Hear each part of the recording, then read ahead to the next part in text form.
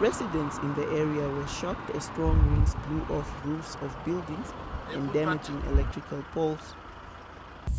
Started with just few drops, and later on we saw just a windy like blowing up there.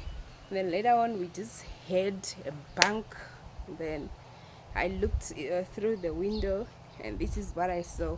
Then I came at the door.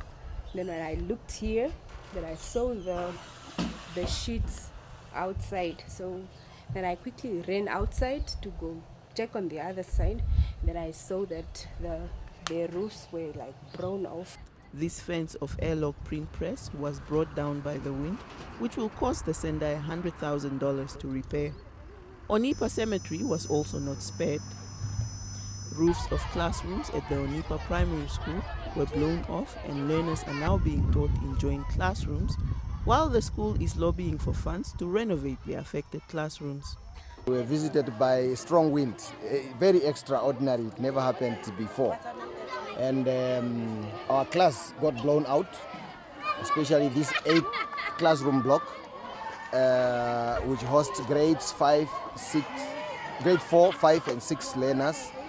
And you can see that they really have to learn under difficult situation. Another class that is also affected is for the workshop for the design and technology class, because that class they do technical subjects where they do their welding things and other things.